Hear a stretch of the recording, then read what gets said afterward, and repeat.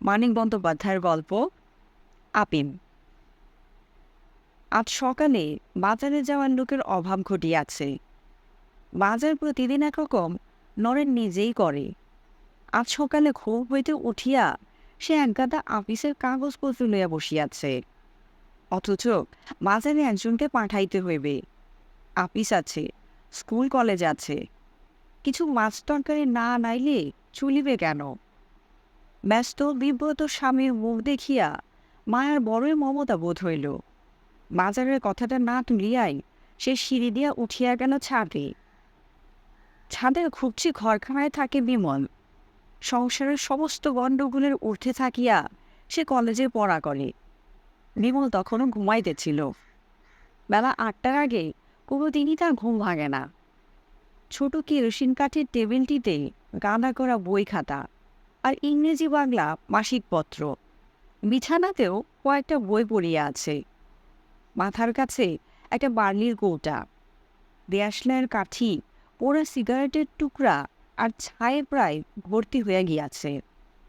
বিছানা পাতিয়া মেঝের যেটুকু ফাঁকা আছে সেখানেও এইসব আবর্জনাই বেশি। এসব মায়ার নজরে পড়িল না। এত বড় ছেলে সিগারেট খাইবে, সেটার এমন কি দোষের ব্যাপার? মায়ার শুধু চোখে পড়িল ঘুমন্ত ছেলের ক্লিষ্ট মুখখানি। আহা, কত রাত জাগিয়া না জানি ছেলে তার পড়িয়াছে। আর যেমন করিয়াই হোক ওকে একটু বেশি দুধ খাওয়াইতে হইবে। ভাসুরের দুধ যদি একটু কমায়া দেওয়া যায়। আপিম খায় বলিয়াই একজন রোজ এক বাটি দুধ খাইবে, আর এত খাটিয়া তার ছেলের যথেষ্ট দুধ জুটিবে না? যে ছেলে একদিন সেইখানে দাঁড়ায়া মায়া হয়তো ছেলের ভবিষ্যতের এবং সেই সঙ্গে জড়ানো নিজের ও নিজের এই সংসারের ভবিষ্যতের স্বপ্নে কিছুক্ষণের জন্য বিভোর হইয়া থাকিত। গোগানের মতো আওয়াজ করিয়া বিমল পাশ ফেরায় স্বপ্ন দেখা তখনকার মতো স্থগিত রাখিতে হইল। কাল যে ইংরেজি নোবেলখানা পড়িতে পড়িতে বিমল ঘুমায়া পড়িয়াছিল, ঠিক পিঠের নিচে সে বইখানে অনেকক্ষণ তার ঘুম ভাঙানোর চেষ্টা করিতেছিল। মায়া ডাকিতেই সে জাগিয়া গেল। বাজার, চাটা খাইয়া একবার বাজার যাইতে হইবে। মস্ত একটা হাই তুলিয়া মাথা নাড়িয়া বিমল বলিল, আমি পারবো না। মায়া তা জানে। বিমল কোনোদিন বাজারে যায় না। বাজারে গেলে তার বিশ্রী লাগে, কেমন যেন লাগে, বড় খারাপ লাগে। তবু মায়া আরেকবার চেষ্টা করিয়া দেখিল। কাকে পাঠাবো তবে? আজকের মতো একবারটি যা লক্ষ্মী, উনি অফিসের কাজ নিয়ে বসেছেন বুঝলে। বিমল আবার মাথা নাড়িল। ওহো, বাজার টাজার আমার দ্বারা হবে না মা। বলো তো 10 বার গিয়ে দোকান থেকে জিনিস এনে দিচ্ছি। বাজারে ঢুকে মাছ তরকারি কিনতে পারবো না। মায়া ফিরিয়া গেল। তাই হোক, কোনোদিন যেন ছেলেকে তার নিজে বাজার করিতে যাইতে না হয়। শুধু বাজার করার জন্যই যেন মাহিনা দিয়া লোক রাখিবার ক্ষমতা তার হয়। আচ্ছা, তার ভাষণ কেন বাজারে যায় না? অন্তত আজকের মতো কেন যাইবে না? আপিম খায় বলিয়া? এ তো উচিত নয়। আগে যখন বড় চাকরি করিত তখনকার কথা আলাদা, তখন কিছু বলিবার ছিল না।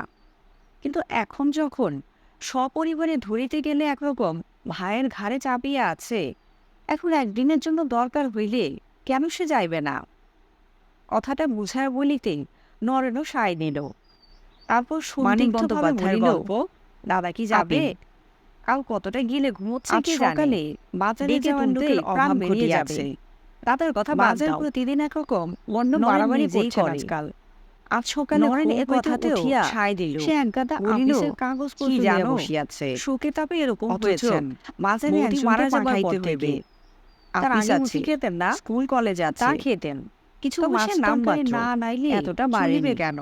আপিমের নেশা ব্যস্ত বাড়ালেই বিব্রত বাড়ে। স্বামীর মুখ দেখিয়া মায়া উঠিয়া গেল। মায়ার বড়ই মমতা বোধ বাজারে হইল। পাঠাইয়া দিল। ঠিক বাজারের আছি কথাটা না কালিদাসীকে। তুলিয়াই সে সিঁড়ি বাড়তি দিয়া একটা উঠিয়া কাজও গেল কালিদাসী ছাদে। করে না। এক গ্লাস জল ছাদের গড়ায় দিতে খুবছি বলিলেও ঘরখানায় থাকে গজর গজর বিমল। করে। কিন্তু সংসারের বাজারে সমস্ত পাঠাইলেই যায়। গণ্ডগোলের ঊর্ধ্বে থাকিয়া পয়সা তো চিলে সে করেই, কলেজে পড়া মাছ করে। তরকারিও কিছু বিমল কিছু তখন সরায়। ঘুমাইতেছিল। ভিন্ন একটা পুটুলি বেলা পাথিয়ে 8টার আনিয়া আগে নির্ভয়ে কোনোদিনই তার মায়াকে ঘুম ভাঙে দেখায়। না।